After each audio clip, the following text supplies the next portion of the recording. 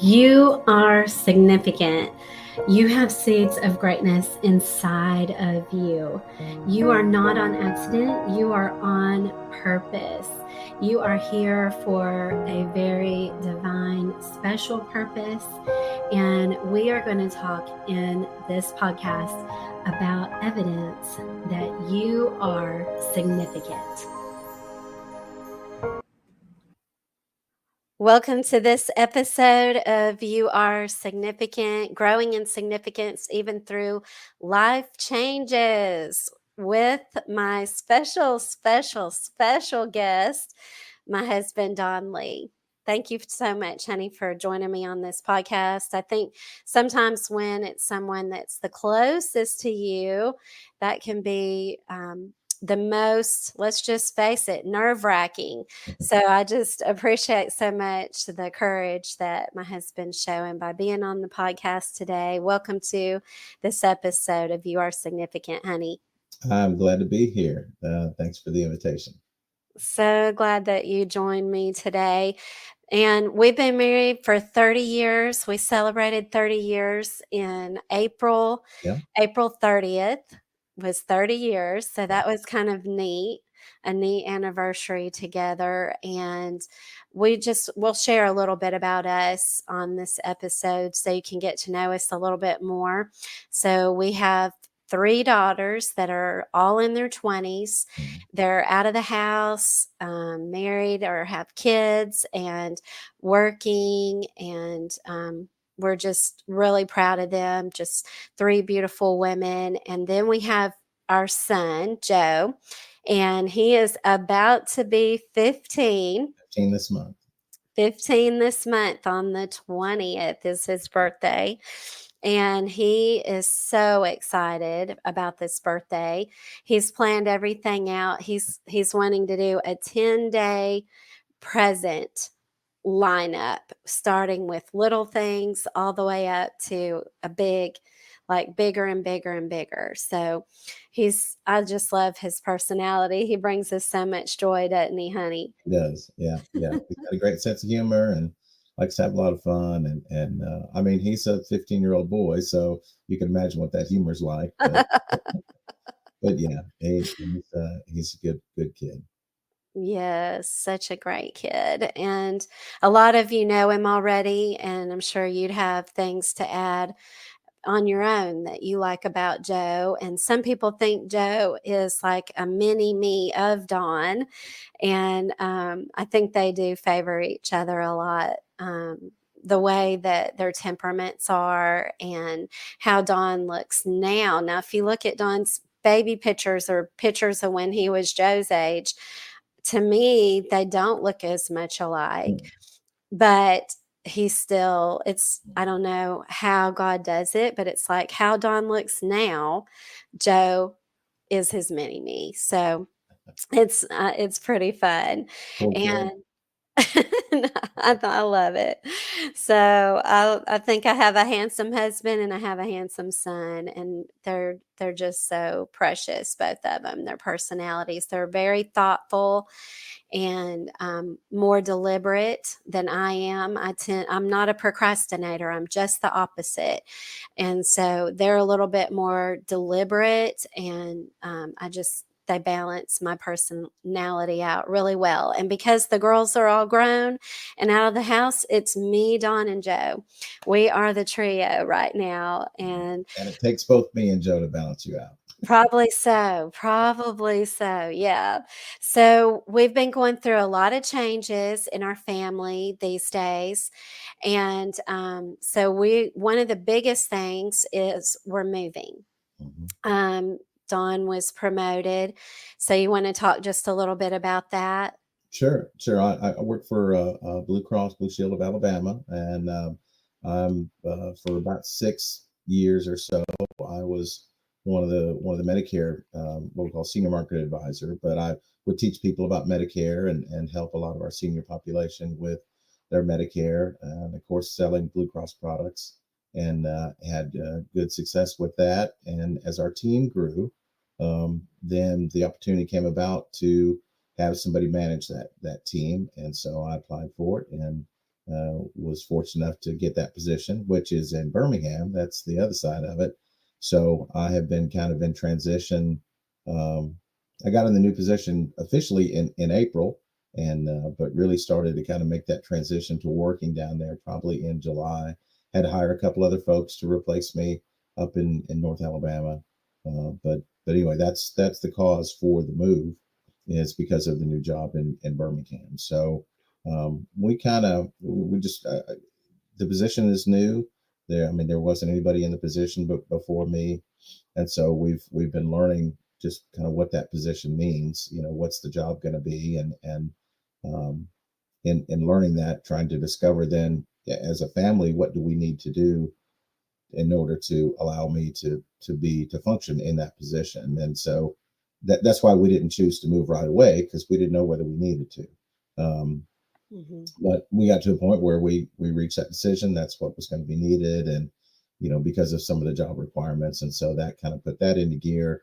And then we went back and forth about do we rent, do we buy, where in Birmingham, are we going to live, and so just a lot of questions that we had to investigate and experiment a little bit. I think making some trips and just driving some routes to see, what's it like to have a 30-minute commute, say from North Birmingham, or um, trying to figure out where we wanted to go to church and all of that. That was obviously something very important to us, and so looking at those factors and kind of just mixing all of that into the big stew pot to see if we could figure out how it was all going to come out. So, and we're still in the process.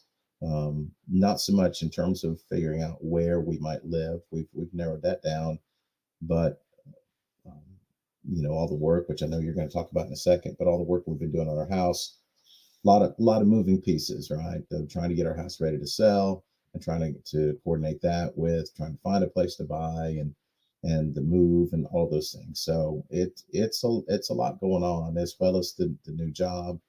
Um, a lot of things happening. Yep, and we've lived in our house for 18 years. Yeah, yeah. Since We've raised our girls 2006. here since 2006, yep, Yeah, and well, I was just gonna say real funny story about that. You remember, I was still in the military then, and I got orders to go to Iraq, and so Darlene had the bright idea of, hey, you're going overseas, going to war, so let's buy a house.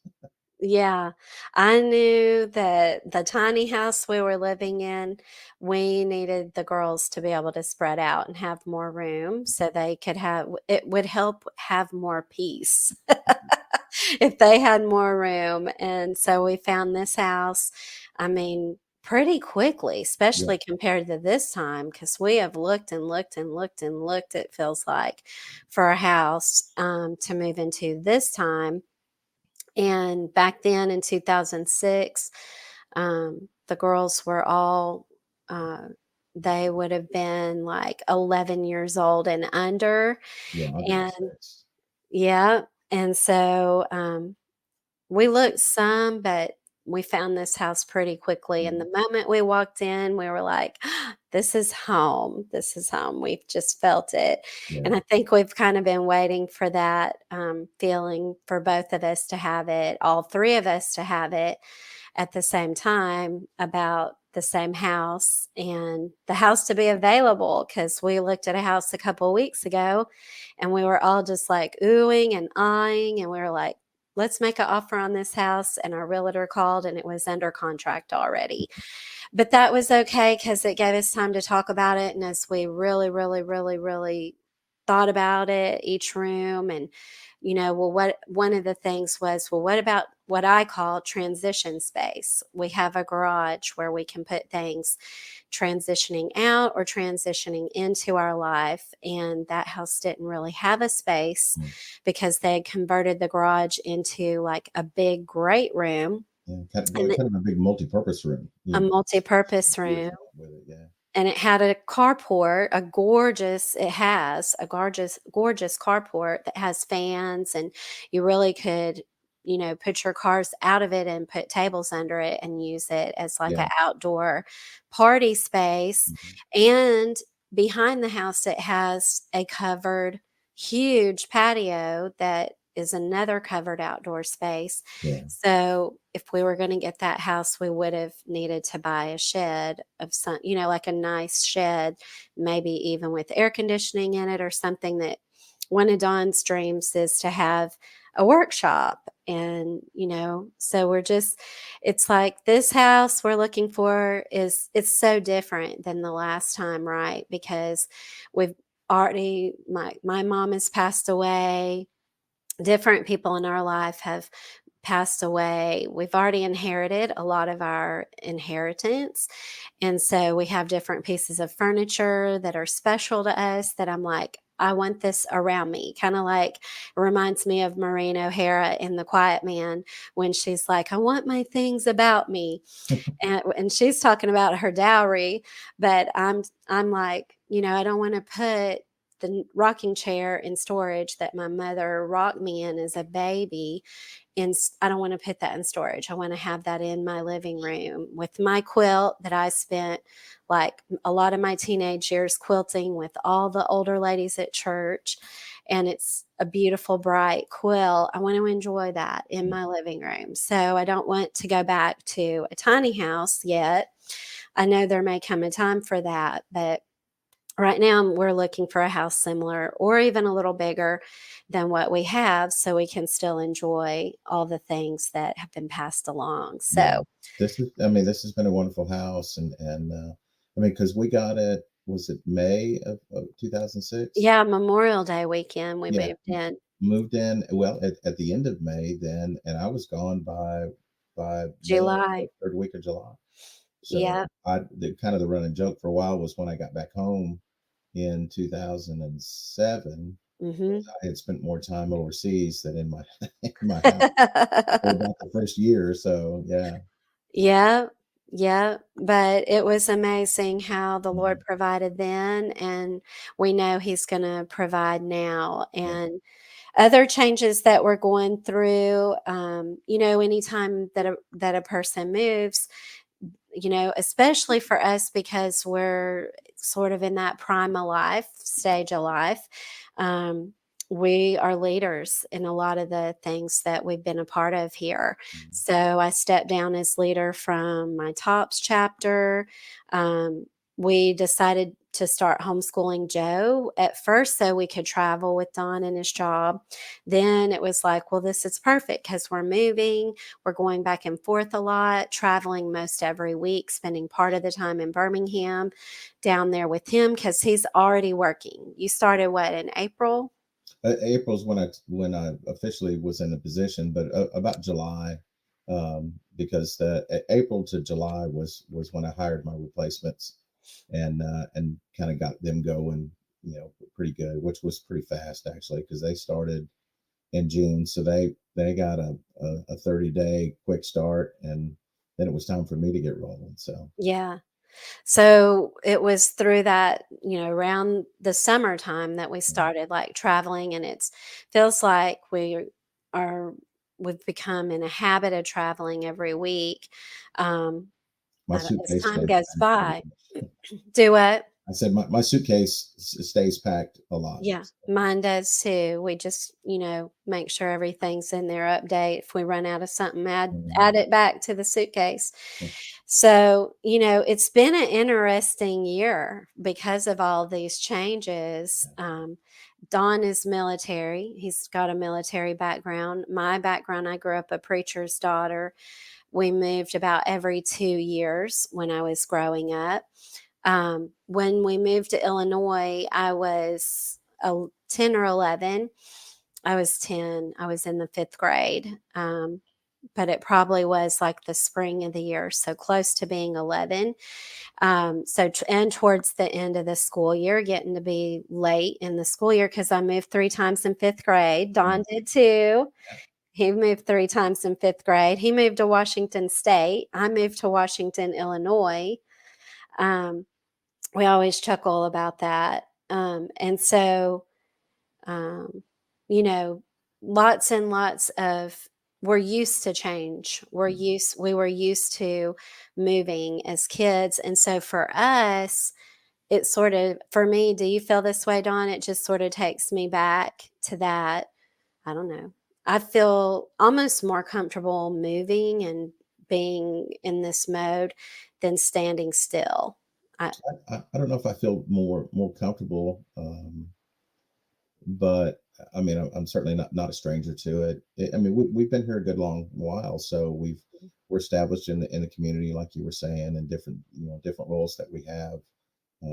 Our friends, everything from who our mechanic is and who we call for repairs for if the this and washing repairs machine for that. breaks down, Yeah, yeah. So yep, you've got all of that. It'd be one thing if we were moving to another home, if we were just buying another house in town or something, in the area, but moving to a completely different town, changing, like I said, changing churches and not not so and much. not just changing churches, but that's another change I don't think we've mentioned yet, Right. is you stepping down out of the ministry Yeah, there at a yeah, church you were the minister at for 11 yeah, years, yeah, and now looking at, how is God gonna use us as we yeah, move forward, and being open. We still want to be used mm, in kingdom building, um, but that's another big change for us. yeah, yeah. And and with that, I mean, there was some income from that. There was just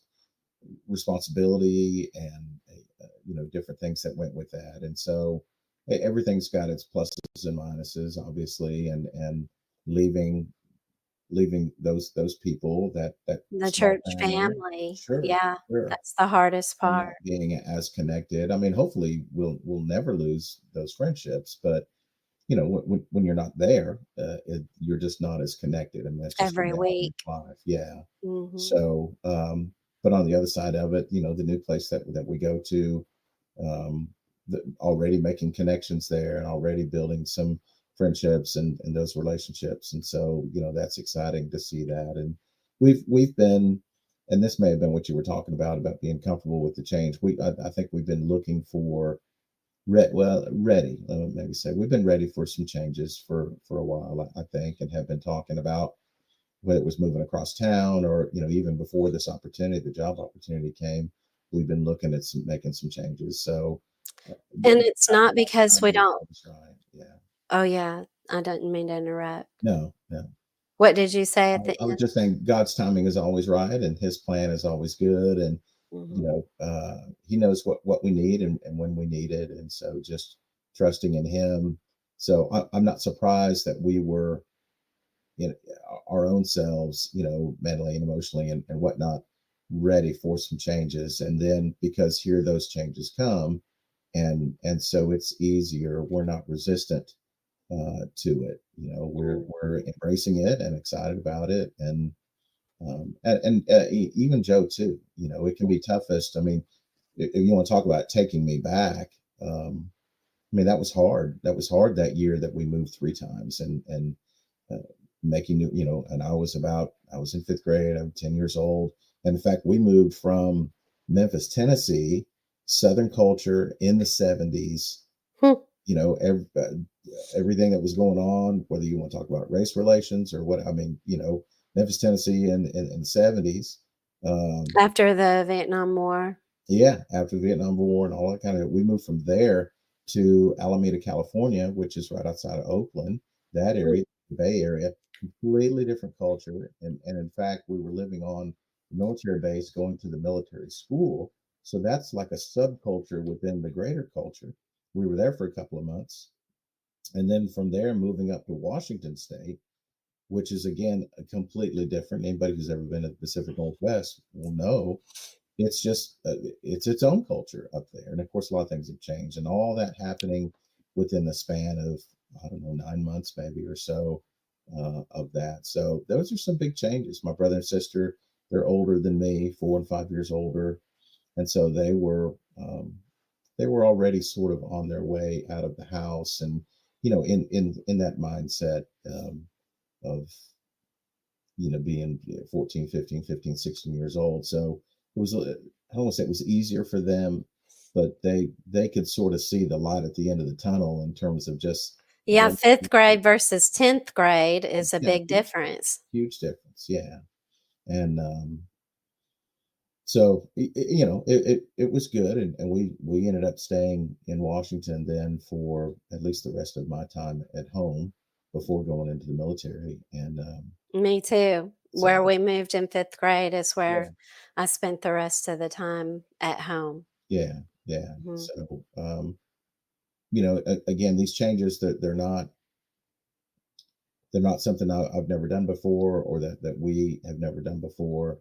Um, but they're important changes, and definitely things to not do hastily, and to look at, praying about, which we do every day. Um, and And you were thinking about Joe in terms of yeah, the yeah, move and how yeah, this and could he's affect him. yeah, that's right. And so he I mean, I feel like he's doing pretty good. I know from just my own experience, the losing your friends, and he's in that, being 15. So I mean, that's an important part of life, and unlike his sisters, he doesn't have two other siblings that are there at home with him. He's kind of like an only child, really, at this point, since the girls are all grown and gone. So his life and his lifestyle is a little bit different, and that's brought some some challenges for him being by himself, and so his friends are just that much more important to him, and those connections and everything. Um, but it's brought some good things too. He's definitely gone on more trips than they ever did. So Gone out to eat a lot more. yeah, oh yeah, he's been spoiled a lot more It's than they just a ever were. different time. It is, and Mhm. a lot of differences there. So, but One of he's the ways, though, that we have helped him and plan to continue to help yeah, him is staying in contact with his friends. I mean, yeah, we're only moving about an hour and 15 minutes away yeah, from where he's lived. He's lived in this house his whole life, yeah, and he's lived in this town his whole life. And so whereas Don and I grew up moving around every couple of mhm, years, he hasn't. And so, looking at ways to keep him in touch, but also for ourselves. We love mhm, our friends. This is not about moving on to leave our friends behind. It really is about, and this is one thing I was starting to say when I didn't want to interrupt you, is that change is part of a huge and important part of growing in our significance. mhm, We have to be willing to change, and yeah, that can mean moving. It can mean leaving behind friends that you had, not because they aren't really and truly, they are a part of our growth journey. And the yeah, ones who want to keep growing with us will continue to be a part of our life. And I think that's one of the hardest parts about continuing to grow and continuing to achieve goals and continuing to press forward, as mhm, Paul the Apostle even said for himself as he pressed forward towards the prize, the most significant prize, and that's heaven.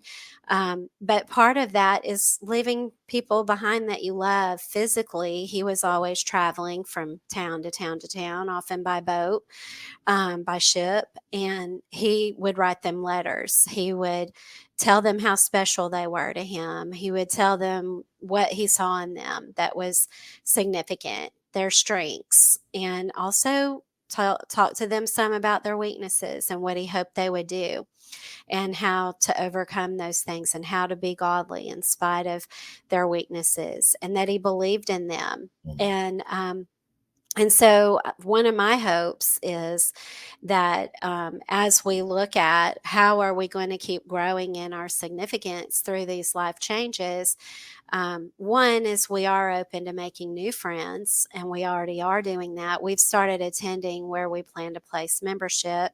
We're still praying about it. We're still open to God's will always. But what it seems like in our human mind, and from what we can see in our vantage point, is that we're going to place membership at this certain church, and we've been visiting there mhm, on Wednesdays pretty consistently, and we're already making friends. They've been so good to us, and already including us in things. They're having a pumpkin carving contest get together this weekend, and they invited us to come. And we just got back from Mobile because my uncle passed away, and so the timing was off for that. But it feels good to be invited. It Yeah. feels good to be included already. They have a ladies' class, a new ladies' Bible study that started, and they ordered me a book so that I can come to it. So it's just really, to me, that's one of the ways God is providing for us so that we can lean into how we're going to continue to grow in our significance, even as we make these life changes, even as we're moving and transitioning to a new community. And, but also coupled with that is being willing to continue relationships back here. Our girls are still going to live here. Yeah. Our grandkids still live here. My mother is still buried behind the church where Don has ministered for 11 years. And so this is where we have roots. Even if we never lived here again, which we probably will, is that's what's in our mind, but who knows for sure. But we'll always have roots. This will always be home because we've made it our home for 18 years and raised our daughters here. So, what I hope, and I would love for you to speak to this, honey, is that our some of our closest friends they'll name themselves, quote unquote, name themselves our closest friends because they'll choose to stay close with us and be Yeah. willing to either meet up for dinner here or come to Birmingham. We plan to have a guest room. We want people to come and stay with us. Um, not just our kids, but including our kids and our grandkids, but our friends too.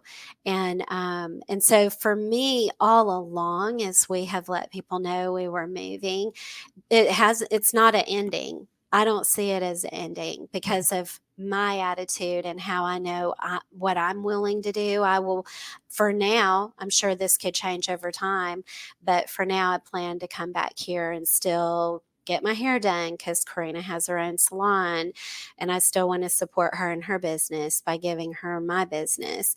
Um, I still plan to come to the dentist here. I still plan to, do some things here. And I want to still visit the TOPS chapter that I helped start with my friend Kimberly Harbin. And those friends are always going to be special to us. And so I have an open door. It's an hour and 15 minutes. That is not a big deal at all to travel that far.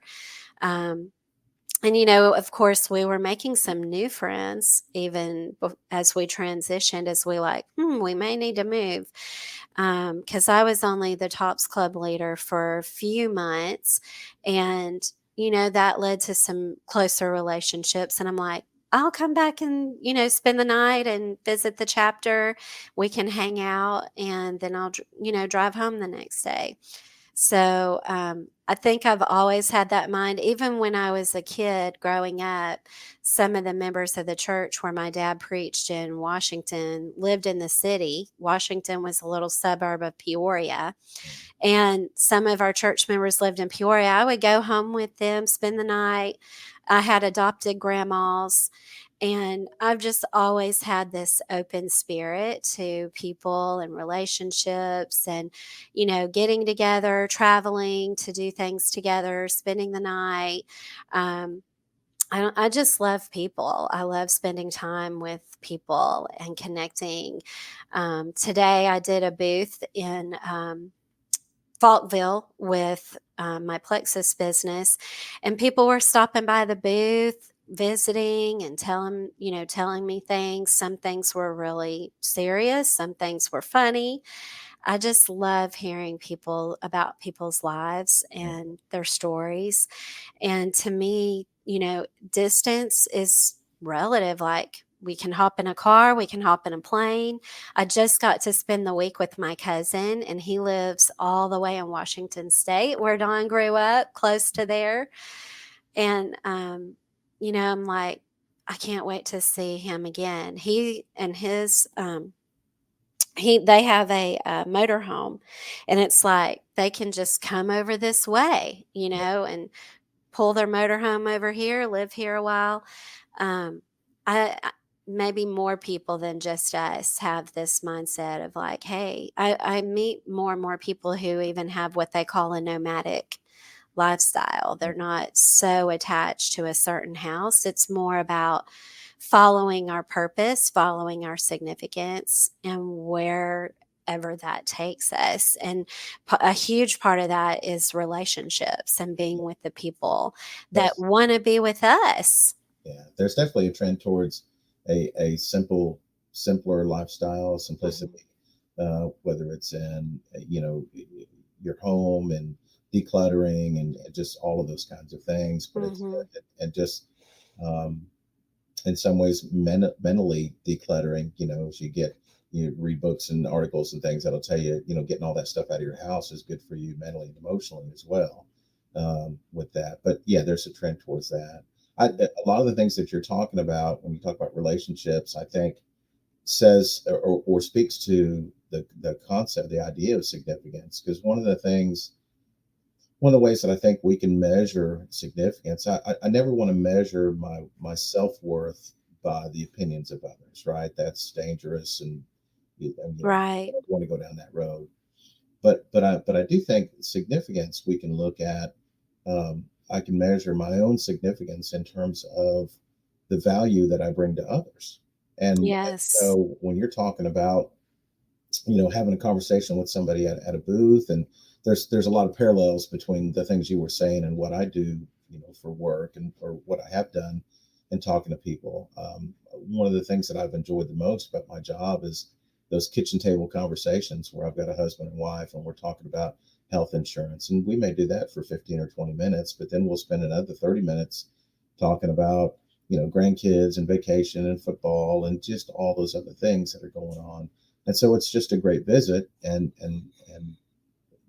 just time that's well spent, and I leave feeling fulfilled, and they feel fulfilled, and so we both have a good feeling about one another and just about the whole experience of it. The conversation needs are getting met. Whatever their insurance needs are, we're addressing that, dealing with that, of course. But beyond that, and talking to one another as people, and having that human connection. And sometimes in my work, um, I found myself going to a home somewhere where it's an older lady maybe and doesn't have any family around. I mean, I don't know how many times I've run into this where I may be the only visitor that she got that day.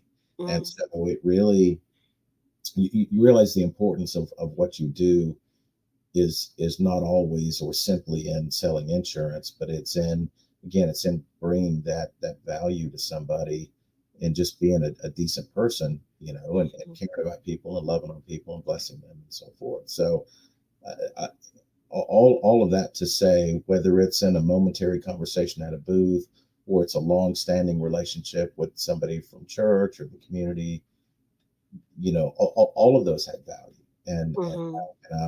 how can I bring Significant value. yeah. And Mhm. so how can I bring that value to somebody? And I think that, I don't know if my significance meter, I think uh, can be adjusted based on that. If I'm always trying to do something to meet my own needs and desires, I think that's pretty low significance. It may be important to me and it may have a lot to do. I may feel good about myself because I'm meeting that. But again, what am I doing for others? I think Mhm. that's one of the best ways to measure that is to look and see what am I doing for other people, and how am I bringing some value to their life. Yeah. Mhm. The other thing that's neat about that is in using the term value. Value can be measured in a lot of different ways, right? It's not always about specifically a number. The value of a house, the value of a particular item is not always just in that. We talk about sentimental value. Well, something may have very little monetary value. A child's picture. What are you going to sell that for? That your kid drew. Well, let's say that picture, and you've lost that child maybe through Mm. disease or something. it may not be worth anything monetarily, but the sentimental value to that to you is tremendous, right? Priceless. Yeah, absolutely. So I think the relation can be the same way in terms of, the Bible talks about bringing a cup of cold water to somebody, or visiting somebody when they're sick, or those kind of things. Mhm, Again, monetarily, it may not, what does it cost me to call and check on somebody? It mhm, may not cost me much at all, or to visit somebody, or that kind of thing. But to that other person, that has a huge significance, and again, and bringing that value, adding that value to their life, and that. So mhm, I think that's one of the things that as we continue through that change, one of the things about change and what sustains us through change are those core values that don't change. mhm. One of the things that can happen sometimes is we change, and we change in areas that we shouldn't change. And, Right, and and so, that's a great test, is yeah, like, if I live in a different house, if I yeah, go to a different church, if I, live in a different community, am I still going to be the same person? yeah. Those core values, whatever they are, and if we don't know what they are, then that's step one. Really, is to figure out who am I? What where's my identity? You and I talk about that a lot, about where's my identity at, and because that's the part that shouldn't change. My environment, my exterior, those external things may change, and how do I relate to those things? And I may have to adapt because I'm in a different community now. I may have to adapt some of those things, but I should always be coming from the same place internally, from those same core values of who I am inside, Mhm, and that's what's gonna motivate and inform my decisions, and how I bring that value. To one person it may be that cup of cold water. To somebody else, maybe something completely different based mhm. on what those needs are.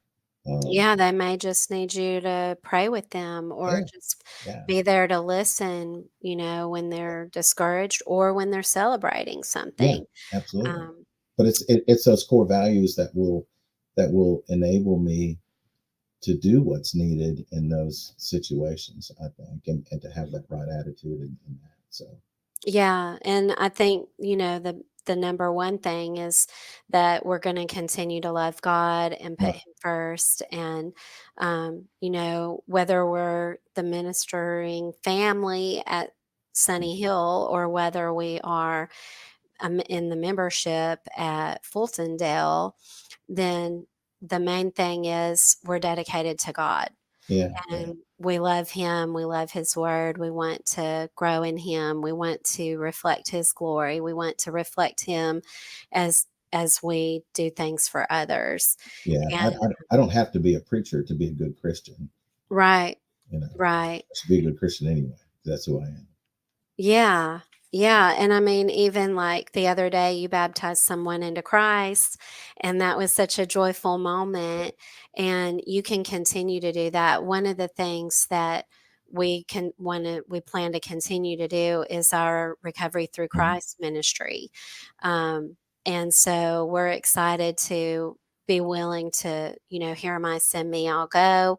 I think of even the Tower of Babel where they, stayed together and they didn't spread out, and we're willing to spread out and take that to another city and help people learn more about it. But then we'll be able to come back to our yearly retreat and Mhm. have reunion with people we helped in that, and they helped us And here, bring others with us.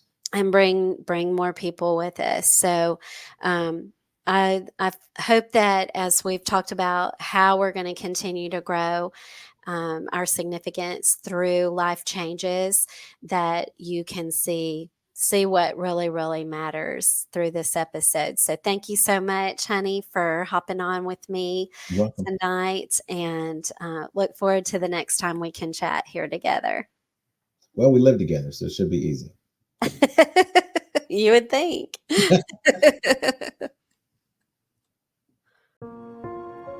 Thank you for listening to You Are Significant. Please leave us a review. Please leave comments, give us a like, and share this out. We appreciate you here on You Are Significant, and I cannot wait till next time to spend time with you.